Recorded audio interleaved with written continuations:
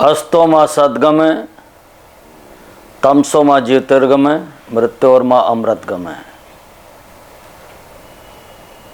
जीवन के यदि ये 3 सूत्र जिसको जीवन में याद हो गए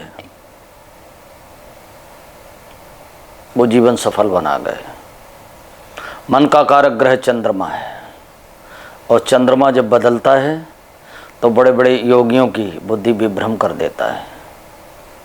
एक बार भगवान नारायण क्षीर सागर में शेष सैया पर लेटे हुए थे। उसी समय नारद जी का आगमन हुआ और वो भगवान नामोच्चारण के साथ नृत्य करने लगे वीणा की ताल पे। आहा, श्रीमन नारायण नारायण नारायण, भजमन नारायण नारायण नारायण। और ये नृत्य भगवान विष्णु देख करके बड़ा भाव विभोर हो गए, बड़े प्रसन्न मुद्रा में आ गए।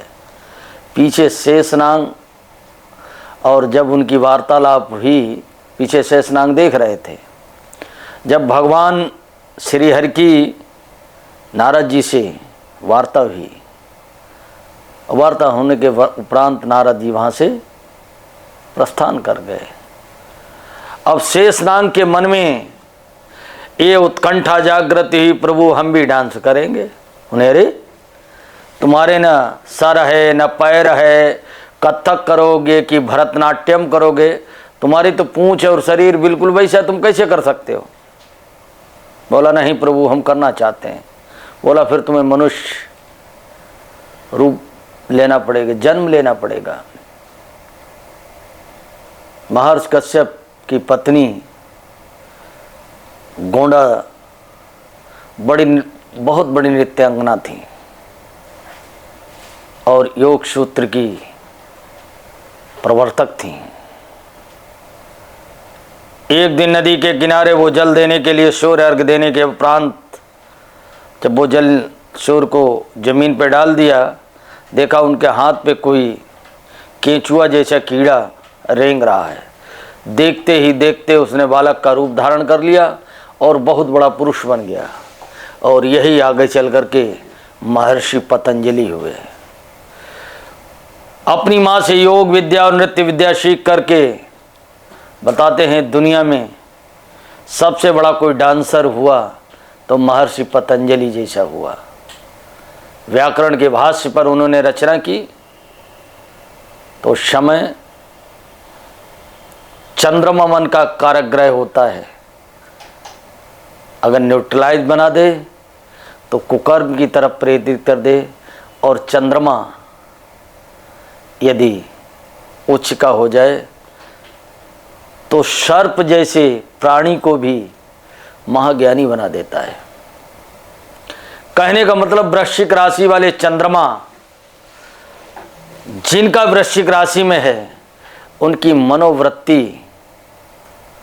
आध्यात्मिक तरफ तो होती है, लेकिन जीवन में वो इच्छाओं से अतृप्त होते हैं। वृश्चिक राशि वाले जात को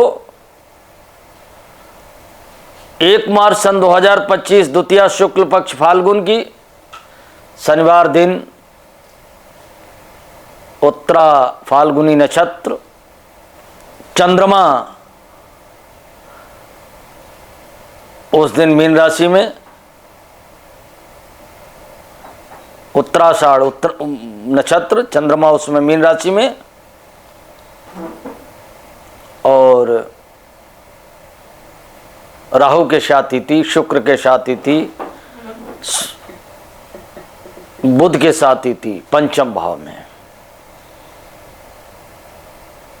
1 मार्च से लेकर 14 मार्च तक आपकी संतान कहीं शिक्षा के क्षेत्र में या व्यवसाय के क्षेत्र में कोई परीक्षा दी होगी, उसका परिणाम आपके फेवर में आएगा। संतान आपकी देश प्रदेश में प्रशिक्षण या उच्च शिक्षा अथवा व्यवसाय के लिए, नौकरी के पैसा के लिए जा रही होगी तो इसमें सफलतम परिणाम आपके पक्ष में। ये सत्य है कि आपके ऊपर कर्जा है, आप बड़े चिंतित हैं, कर्ज हुआ है। चतुर्थ भाव में सूर्य और शनि, अभी किसी भूमि भवन की आप बेचने को सोच रहे कर्जा उतारने के लिए, निश्चित रूप से आपको इसमें सफलता मिलेगी। सप्तम भाव में गुरु बैठे हैं, आपकी पत्नी इस समय विभ्रम है, सर दर्द है, थायराइड जैसी बीमारी भुगत रही है, हो सकता है उससे आपका विवाद हो। तो विवादों और न्यायालयों में आपको 14 मार्च से सफलता ही सफलता प्राप्त होगी, क्योंकि सूर्य उस समय मीन राशि में प्रवेश करेंगे, शुक्र के साथ युति करेंगे और पिता पुत्र के घर में से निकल करके अपने मित्र ग्रह गुरु बृहस्पति के घर में प्रवेश करेंगे पंचम भाव में।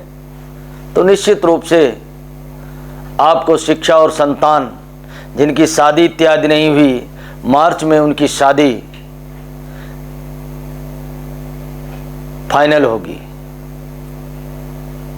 29 मार्च को शनि भी यहीं प्रवेश करेंगे, तो देश प्रदेश भ्रमण से आपको आय के स्रोत बढ़ेंगे, आकस्मिक धन लाभ कहीं हो सकता है। गुरु के सप्तम भाव में पढ़ने से उनकी नवम दृष्टि कहाँ पड़ रही है? पराक्रम भाव में। सगे संबंधियों का विश्वास नहीं कीजिएगा, और आपका जन्म ही संघर्ष करते हो गया। वृश्चिक राशि वाले, मन में तो आपके विकार रहता है, आपके अंदर ईर्ष्या रहती है, लेकिन आप सिद्धांत और स्पष्टवादी अधिक मुंह पे बोल देते हो और इसलिए आप सबके बुरे हो जाते हो। कभी कदार किसी ने कहा है कि कब कहाँ कैसे बोलना है, इसका ध्यान रखनी चाहिए। आप सिद्धांतवादी अपने को, आप किसी के द्वारा आपको अगर कोई गलत रिपोर्ट कार्ड देता है तो आप उसे बर्दाश्त नहीं करते। ये सत्य है कि आप किसी के व्यक्तिगत जीवन में दखलंदाजी नहीं करते हो। ये भी सत्य है व्यवसाय के क्षेत्र में आप प्रयासरत हैं, आपकी व्यवस्था इस समय अस्त व्यस्त है। क्यों अस्त व्यस्त है? कि सूर्य और शनि की, सूर्य की तो दृष्टि अपने भाव में, दसम भाव में अपनी ही राशि पर है, परंतु शनि की दृष्टि वहाँ थोड़ा सा गड़बड़ कर रही है। इसलिए किसी बुजुर्ग के माध्यम से या आपसे कोई बड़ा उम्र में बड़ा है, आपका पारिवारिक सगा संबंधी, उसके माध्यम से आपका कोई बहुत बड़ा कार्य सफल होगा 14 मार्च के बाद। केतु जो आपके 11वें भाव में बैठे हैं वृश्चिक राशि वाले जात को, तो ये सत्य है कि अध्यात्म की तरफ तो प्रेरित करेंगे ही करेंगे, लेकिन ध्यान रखने वाली बात है कि फरवरी के 2-4-10 दिन ही बचेंगे, आप एक्सीडेंट के शिकार हो चुके होंगे। यदि नहीं तो सावधानी ये रखना, गाड़ी घोड़ा वाहन बहुत संभल के चलाना। मंगल आपके अष्टम में है, एकादश भाव में कौन है? केतु हैं। मंगल की दृष्टि जो है आपके 12वें भाव पर है और आपके पराक्रम भाव और चतुर्थ भाव में है। यह सत्य है, कोई भूमि भवन विक्रय खरीदना या बेचना, इसके तरफ आप अग्रसारित हो सकते हैं। कपड़ा, अनाज, धन, इलेक्ट्रॉनिक सामान, वस्त्र, रुई, कपास, कंप्यूटर इत्यादि का बिजनेस या रियल एस्टेट में भवन निर्माण का जो व्यवसाय है, इसमें आपकी प्रगति होगी। रोग से, आप क्रोध से थोड़ा सा शांत रहिएगा। आप किसी के गलत व्यवहार के कारण आप मन में कुंठा बैठा लेते हैं वृश्चिक राशि वालों, ये बहुत गलत है। आप इस कान से सुनो, उस कान से जो सही हो उसको ही आधारभूत मानो। विशेषकर आपको कभी जीवन में किसी भी सगे संबंधी या रक्त से संबंधित लोगों ने आपका सहयोग नहीं किया है और आपने अकेले ही अपने निर्णयों को सर्वोपरि मानकर, चाहे लाभ हो या हानि, लेकिन आपने प्रगति की है। समय थोड़ा आपसे 3-4 साल रूठ गया, आपने बड़े कष्ट झेले हैं और आप मृत प्राय समान हो गए, लेकिन अब आपके उठने का समय आ गया। उठो जागो, मार्च का महीना 2025 की आधारशिला रखने वाला है। आपके न्यायालय से संबंधित फैसले आपके पक्ष में होंगे। आप जिस प्रयास में धन उपार्जन के लिए लगे हो वो धन भी आपको प्राप्त होगा।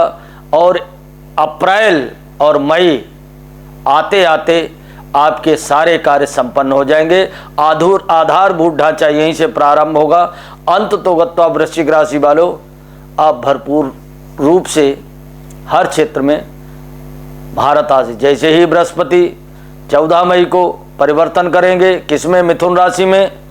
ध्यान रखने वाली बात है कि अष्टम में बृहस्पति खराब होते तब आपका मन व्याकुल हो सकता है, और इसे सावधानी के लिए पहले से ही अध्यात्म क्रिया क्या करें? नर्मदेश्वर शिवलिंग की उपासना करो, रुद्राभिषेक कराओ, हनुमान जी के चरणों का जो वंदन होता है वो माथे पे लगाओ, और हनुमान चालीसा या रुद्राष्टक का पाठ करो। नहीं हो तो इस मंत्र का जाप करो, ओम हनुमते नमः, ओम नमः शिवाय, शांबद शिवाय। और हो सके तो संतों के दर्शन करो।